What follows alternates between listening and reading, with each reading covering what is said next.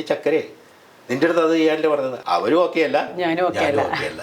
അപ്പോൾ ഈ ഭർത്താവും തമ്മിൽ അവരെ ഒന്നിച്ചിരുന്ന് സംസാരിക്കുമ്പോൾ പലപ്പോഴും ഇവിടെ വരുമ്പോഴാണ് അവർ വർഷങ്ങൾക്ക് ശേഷം അവർ തിരിച്ചറിയുന്നു അവർ പരസ്പരം സംസാരിക്കാനും തനിച്ച് സംസാരിക്കുകയൊക്കെ ചെയ്യുമ്പോൾ എൻ്റെ പ്രശ്നം എന്താണെന്നുള്ളത് ഞാൻ നോക്കിക്കാണുമ്പോഴല്ലേ ഞാൻ മനസ്സിലാക്കുകയുള്ളൂ. യൂറോപ്യൻസും മറ്റു രാജ്യക്കാരും എല്ലാം നമ്മളെ അനുകരിച്ച് ഇങ്ങോട്ട് വന്നുകൊണ്ടിരിക്കുകയാണ്, നമ്മൾ അതിലേക്ക് പോയിക്കൊണ്ടിരിക്കുക.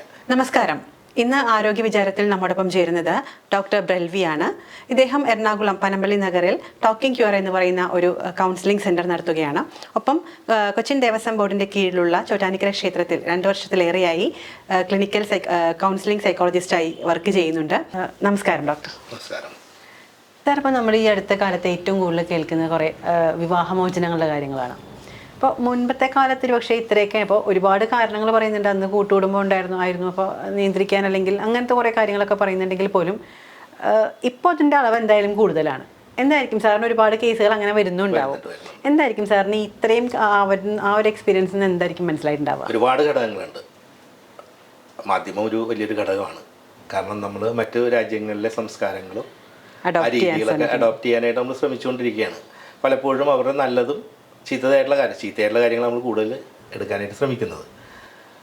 ഇത് ചീത്തയാണെന്നല്ല ഞാൻ പറഞ്ഞത്.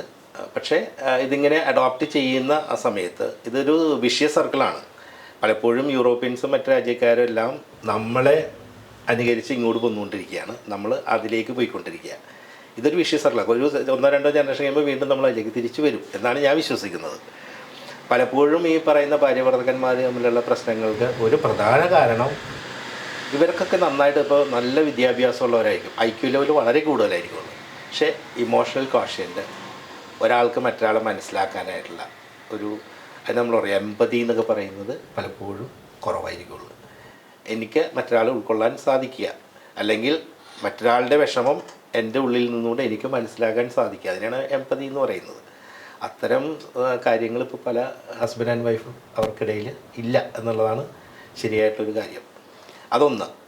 രണ്ടാമത്തെ കാരണം, ഇപ്പോൾ നമ്മൾ വിവാഹം നടക്കുന്നതിന് തൊട്ട് മുമ്പ് എപ്പോഴും പ്രീ മാരിറ്റൽ കൗൺസിലിംഗ് എന്ന് പറയുന്നത് വളരെ അടിസ്ഥാനപരമായിട്ട് ചെയ്യേണ്ട ഒരു കാര്യമാണ്. അത് ഒരു ഹാളിലിരുന്നുകൊണ്ട് ഒരു പ്രസംഗം പോലെ നടത്തുന്ന കൗൺസിലിംഗ് അല്ല ഞാൻ ഉദ്ദേശിക്കുന്നത്. അതായത് 1-to-1 എടുത്തിട്ട് ഹസ്ബൻഡ് ആൻഡ് വൈഫ് ആകാൻ പോകുന്ന ആൾക്കാർ തനിച്ചിരുന്നും ഒന്നിച്ചിരുന്നും അങ്ങനെ കൊടുക്കുന്ന ആ ഒരു കൗൺസിലിങ്ങിൽ അവർക്ക് പരസ്പരം തിരിച്ചറിയാൻ സാധിക്കും. അവിടെ അങ്ങനെ പറയാൻ കാരണം വെച്ചിട്ടുണ്ടെങ്കിൽ പലപ്പോഴും ഏത് ബന്ധങ്ങളുടെയും തകർച്ചയ്ക്ക് ഒരു പ്രധാന കാരണം നീഡ് സാറ്റിസ്ഫാക്ഷൻ ഇല്ലാതാകുമ്പോഴാണ്. ഒരാളുടെ നീഡ്, ഒരാളുടെ ആവശ്യം അത് മനസ്സിലാക്കാൻ പോലും ശ്രമിക്കുന്നില്ല, ആ നീഡ് അയാൾക്ക് സാറ്റിസ്ഫൈ ചെയ്യാൻ പറ്റുന്നില്ല എങ്കിൽ തീർച്ചയായിട്ടും അവിടെ പ്രശ്നങ്ങളുണ്ടാവും.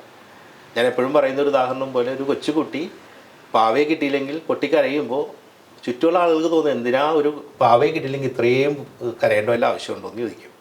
പക്ഷെ കുട്ടിയെ സംബന്ധിച്ചിടത്തോളം കുട്ടിയുടെ ഒരു നീഡാണത്, പാവ. അപ്പോൾ ആ നീഡ് സാറ്റിസ്ഫാക്ഷൻ എവിടെ ഉണ്ടാകുന്നില്ല അവിടെ പ്രശ്നങ്ങളുണ്ടാവും. ഇവിടെ കൗൺസിലിങ്ങിന് വരുമ്പോൾ ഭാര്യയും ഭർത്താവും തമ്മിൽ അവരെ ഒന്നിച്ചിരുന്ന് സംസാരിക്കുമ്പോൾ പലപ്പോഴും ഇവിടെ വരുമ്പോഴാണ് അവർ വർഷങ്ങൾക്ക് ശേഷം അവർ തിരിച്ചറിയുന്നു എൻ്റെ ഭാര്യയ്ക്ക് ഇങ്ങനൊരു നീഡ് ഉണ്ടായിരുന്നു, എൻ്റെ ഹസ്ബൻഡ് ഇങ്ങനൊരു നീഡ് ഉണ്ടായിരുന്നു എന്നുള്ളത് പലപ്പോഴും ഇതുപോലെയുള്ള തുറന്നു പറയുന്നത് ഇത്തരം നീഡ്സ് പരസ്പരം തുറന്നു പറയണം.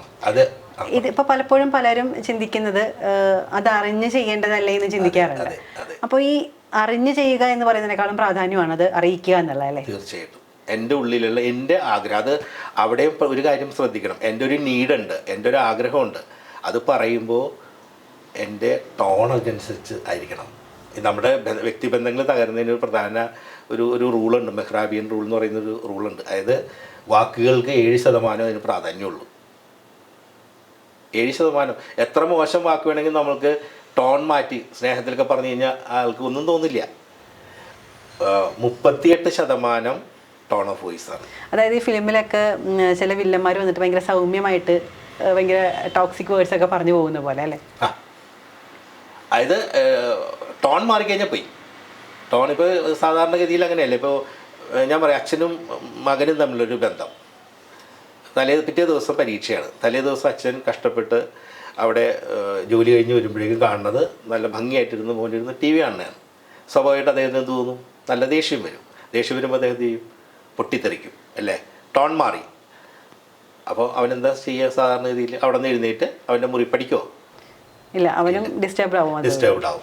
അതേസമയം അദ്ദേഹം ഒന്നും മിണ്ടാതെ അവിടെ ചെയറിൽ കുറച്ച് നേരം ഇരുന്ന് അതിനുശേഷം അവൻ്റെ കൂടെ ഏത് സിനിമയൊക്കെയാണെന്നൊക്കെ ഒന്ന് ചോദിച്ചു കഴിയുമ്പോൾ ഇവന് അസ്വസ്ഥമാകാൻ തുടങ്ങും. വഴക്ക് പറയുന്നില്ല. ഇനി പറയുകയാണെന്നുണ്ടെങ്കിൽ വളരെ സൗമ്യമായിട്ട് നാളെ എക്സാം ആണല്ലോ, എന്ത് എക്സാം ആണെന്നൊക്കെ ചോദിച്ചാൽ മതി. സ്വാഭാവികമായിട്ടും അവന് കാരണം മനസ്സിലാവും. അപ്പോൾ ടോൺ ഓഫ് വോയിസിന് വളരെയധികം പ്രാധാന്യമുണ്ട്. ഇപ്പോൾ എൻ്റെ അടുത്ത് പറയാറുണ്ട്, എൻ്റെ ഒരു ഭാര്യ ഭർത്താവ് വന്നപ്പോഴേക്കും ഇദ്ദേഹം എന്നെ വിളിച്ചുകൊണ്ടിരുന്ന കല്യാണത്തിന് കഴിഞ്ഞ സമയത്ത് വിളിച്ച് ചക്കരയെന്ന് വിളിച്ചുകൊണ്ടിരുന്നതെന്ന് പറഞ്ഞു. ചക്കരയെന്ന് വിളിച്ചത് കുറേ കാലങ്ങൾ കഴിയുമ്പോൾ ഈ ചക്കര എന്നുള്ള എൻ്റെ ഒരു പേരാകുകയും പിന്നെ ദേഷ്യത്തിലാണ് എടി ചക്കരയെ നിൻ്റെ അടുത്ത് അത് ചെയ്യാനല്ലേ പറഞ്ഞത് കണ്ടോ. അപ്പോൾ ആ ടോൺ മാറിക്കഴിഞ്ഞപ്പോൾ വാക്കുകൾ വളരെ സ്വീറ്റാണെങ്കിലും മധുരമുള്ളതാണെങ്കിലും അതിന് ടോൺ മാറിക്കഴിഞ്ഞപ്പോൾ അതിൻ്റെ എല്ലാ മാധുര്യവും നഷ്ടപ്പെടും. അപ്പോൾ ടോണിന് 38% ഇമ്പോർട്ടൻസ് ഉണ്ട്. ബാക്കിയുള്ള 55% നോൺ വെർബൽ കമ്മ്യൂണിക്കേഷനാണ്. ഭാര്യ ഭർത്താവ് തമ്മിൽ ചിലപ്പോൾ ഒരു സംസാരം ഉണ്ടാകില്ല, പക്ഷേ ഒരു നോൺ വെർബൽ കമ്മ്യൂണിക്കേഷൻ അയാളുടെ ശരീരഭാഷ കണ്ടു കഴിഞ്ഞാൽ അത് മനസ്സിലാവും. അതിൻ്റെ ഒരു ഇതാണ് സാർ നേരത്തെ പറഞ്ഞ, കുട്ടിയുടെ അടുത്ത് പോയി വെറുതെ ഒന്ന് ഇരുന്നാൽ മതി, നമ്മൾ ദേഷ്യപ്പെട്ടില്ലെങ്കിലും അവന് കാര്യം മനസ്സിലാവും. അപ്പം നമ്മൾക്ക് എപ്പോഴും നമ്മൾ ചെയ്യുന്ന ഒരു രീതിയിലൂടെ നമ്മൾ എന്താണോ ആഗ്രഹിക്കുന്നത് റിസൾട്ടാണ് നമുക്ക് വേണ്ടത്. റിസൾട്ട് ഇല്ലാത്ത പല വീടുകളിലും ഹസ്ബൻഡ് ആൻഡ് വൈഫിൻ്റെ ഇടയിലും പ്രശ്നങ്ങൾ പരിഹരിക്കാനായിട്ട് ഒരേ മാർഗ്ഗം തന്നെ സ്വീകരിക്കും. ഒരു മാർഗ്ഗം പറ്റിയില്ല, നമ്മൾ അടുത്ത മാർഗ്ഗം നോക്കണ്ടേ. അപ്പം അതിൽ കൗൺസിലിങ്ങിന് വരുമ്പോഴുള്ള ഒരു ഗുണം ഇവർ പരസ്പരം തിരിച്ചറിയും. അതുകൊണ്ടാണ് കൗൺസിലിങ്ങിന് ശേഷം ഒരു പരിധിവരെയൊക്കെ മാറ്റം വരുന്നത്. ഒരിക്കലും കൗൺസിലിംഗ് എന്ന് പറയുന്നത് ഒരു പ്രശ്നത്തിന് സൊല്യൂഷൻ കൊടുക്കുകയല്ല, പ്രശ്ന പരിഹാരം പരസ്പരം മനസ്സിലാക്കുകയാണ്. അത്രയേ ഉള്ളൂ. അതായത് അവരവർ തിരിച്ചറിയുന്നു സ്വയം. പിന്നെ ഒരു പ്രശ്നത്തിനെ ഇപ്പോൾ അവർക്കൊരു പ്രശ്നം ഉണ്ടെങ്കിൽ ഈ പ്രശ്നത്തിന് അവർ ഇങ്ങോട്ട് മാത്രം ഈ ഒരു വഴിയിലൂടെ മാത്രമേ ഇത് നോക്കി കാണുള്ളൂ. കൗൺസിലർ ചെയ്യുന്നതെന്ന് വെച്ചിട്ടുണ്ടെങ്കിൽ ഇതാ ഇങ്ങനെ ഒരു വഴിയുണ്ട്, ഇവിടെ നോക്കിക്കേ ഡിഫറെൻറ്റ് പേഴ്സ്പെക്റ്റീവ്സ് കാണിച്ചു കൊടുക്കും. ഒരേ പ്രശ്നത്തിൻ്റെ വിവിധ.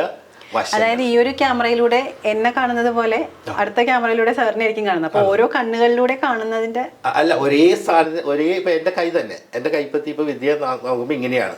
ഇത് മാത്രമല്ലല്ലോ, ഇവിടെ നോക്കിയാൽ എൻ്റെ വേറൊരു ആംഗിളിൽ നോക്കിയ പ്രശ്നം ഇങ്ങനെയല്ല, എൻ്റെ കൈ ഇതല്ലല്ലോ, ഈ രീതിയിലല്ലോ കാണുന്നത് എന്ന് പറയുന്ന പോലെ ഒരു പ്രശ്നത്തിന് നമ്മൾ വിവിധ ഇതിൽ നമ്മൾ പറയും പേഴ്സ്പെക്റ്റീവ് എന്ന് പറയും, വീക്ഷണകോണിലൂടെ നമ്മൾ നോക്കുമ്പോൾ.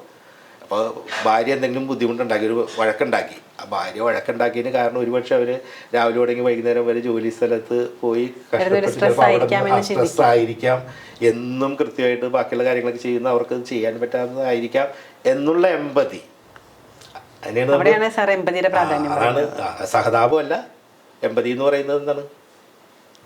ഒരാളെ വ്യക്തമായിട്ട് മനസ്സിലാക്കുന്ന ഒരു അയാളുടെ സിറ്റുവേഷൻ മനസ്സിലാക്കുന്നുള്ളത്. സഹതാപമല്ല, സഹാനുഭൂതി അല്ലേ, ആണ് എമ്പതി എന്ന് പറയുന്നത്. അതുണ്ടെങ്കിൽ തീർച്ചയായിട്ടും അപ്പം അയാൾക്ക് മനസ്സിലാകുമ്പോൾ അയാൾക്ക് ദേഷ്യപ്പെടാൻ തോന്നില്ല. ഇതൊക്കെ പരസ്പരം തിരിച്ചറിയുമ്പോഴേക്കും എൻ്റെ അടുത്ത് വന്നിരിക്കുന്ന പല കേസുകളിലും എൻ്റെ ഇതിൽ പറയുകയാണെങ്കിൽ 99.9% ഞാൻ സക്സസ്ഫുള്ളാണ് ഈ പറയുന്നത്. അത് എൻ്റെ കഴിവൊന്നുമല്ല, പരസ്പരം അവർ തിരിച്ചറിയപ്പെടും. അതിനുള്ള അവസരം നമ്മളിവിടെ ഉണ്ടാക്കി കൊടുക്കും. അവർ പരസ്പരം സംസാരിക്കാനും തനിച്ച് സംസാരിക്കുകയൊക്കെ ചെയ്യുമ്പോൾ എൻ്റെ പ്രശ്നം എന്താണെന്നുള്ളത് ഞാൻ നോക്കിക്കാണുമ്പോഴല്ലേ ഞാൻ മനസ്സിലാക്കുകയുള്ളൂ. അതുവരെ നമ്മളെപ്പോഴും ശരിയാണെന്ന് ചിന്തിക്കുക. അവിടെ ഇനി ട്രാൻസാക്ഷൻ അനാലിസിസ് എന്നൊക്കെ പറയുന്നൊരു ശാസ്ത്രശാഖയുണ്ട്, സൈക്കോളജിയുടെ മറ്റൊരു രൂപമാണ്. അതിനകത്ത് നമ്മുടെ ലൈഫ് പൊസിഷനെ പറ്റി പറയുന്നുണ്ട്. നമുക്ക് പല ലൈഫ് പൊസിഷനുണ്ട്. വളരെ ഹാപ്പി ആയിട്ടുള്ളൊരു മനുഷ്യനായത് അതാണ് വേണ്ടത്. ഞാനും ഓക്കെയാണ്, എനിക്ക് ചുറ്റുമുള്ളവരും ഓക്കെയാണ്, അതാണ് വേണ്ടത്. പലപ്പോഴും പല ആളുകളുടെ ലൈഫ് പൊസിഷനിൽ ഞാൻ ഓക്കെയാണ്, അവർ ഓക്കെ അല്ല. അപ്പോൾ പ്രശ്നമാണ്. നേരെ തിരിച്ചും വരാം, അവർ ഓക്കെയാണ്, ഞാൻ ഓക്കെ അല്ല. ചിലപ്പോൾ അതിനേക്കാളൊക്കെ സങ്കീർണമായി പോകും. അവരും ഓക്കെ അല്ല, ഞാനും ഓക്കെ അല്ല. അപ്പോൾ നമ്മളുടെ ലൈഫ് പൊസിഷൻ നമ്മൾ മനസ്സിലാക്കുക. ലൈഫ് പൊസിഷൻ മനസ്സിലാക്കി കഴിഞ്ഞിട്ടുണ്ടെങ്കിൽ അത് നമ്മൾ തിരിച്ചറിവുകളാണ് എല്ലാം ഉണ്ടാക്കുന്നത്. ഞാനിങ്ങനെ ചെയ്യുന്നത് ശരിയാണോ, എൻ്റെ ഭാഗത്താണോ തെറ്റ്, അവൾ എന്തുകൊണ്ടായിരിക്കും അങ്ങനെ ചെയ്തത്. അപ്പോൾ സാറ് പറയുന്നത് സ്വയം ചിന്തിക്കുക എന്നുള്ളതിന് ഭയങ്കര പ്രാധാന്യമുണ്ട്. ഉള്ളിലേക്ക് നോക്കുക, ഇൻട്രോസ്പെക്ഷൻ എന്ന് പറയും. നമ്മളെപ്പോഴും ഉള്ളിലേക്ക് നോക്കണം. എൻ്റെ ഭാഗത്തു നിന്ന് എന്താണ് പ്രശ്നം ഉണ്ടായത്, അല്ലെങ്കിൽ എൻ്റെ ഭാഗം മാത്രമാണോ ശരി എന്നുള്ളത്. പിന്നെ ഈ തിരിച്ചറിവ്, അറിവല്ല, ഈ തിരിച്ചറിവുകളാണ് നമ്മളെ മാറ്റുന്നത്. ദേഷ്യപ്പെട്ടു കഴിഞ്ഞാൽ ഒരാൾക്ക് ഒരുപാട് ബുദ്ധിമുട്ടുകൾ ഉണ്ടാകുന്നു മനസ്സിലാക്കി കഴിഞ്ഞിട്ടുണ്ടെങ്കിൽ ഓരോ തവണ ദേഷ്യം വരുന്ന സമയത്തും തിരിച്ചറിവുണ്ടെങ്കിലോ ഞാനത് ചെയ്യാൻ പാടില്ല എന്ന് മനസ്സിലാക്കും. ദേഷ്യം നമുക്ക് തിരിച്ചറിയാമല്ലോ. ആ വികാരങ്ങളൊക്കെ നമ്മുടെ മസിലുകളുമായിട്ട് കണക്ട് ചെയ്ത് കിടക്കുന്നുണ്ട്. ദേഷ്യം എന്ന് പറയുന്ന വികാരം വരുമ്പോൾ നമ്മുടെ മസിലുകളിൽ അത് അറിയാൻ പറ്റും അല്ലേ, ടൈറ്റ് ആകും. അവിടുന്ന് അങ്ങനെയല്ലേ, കണ്ണ് തുറിച്ചു വരും, ചുവന്നു വരും, വാക്കുകൾ മോശമാകും. അതിൻ്റെ ഏറ്റവും അവസാനത്തെ ഘട്ടത്തിലാണ് ഉപദ്രവിക്കുക എന്ന് പറയുന്ന അവസ്ഥയ്ക്ക്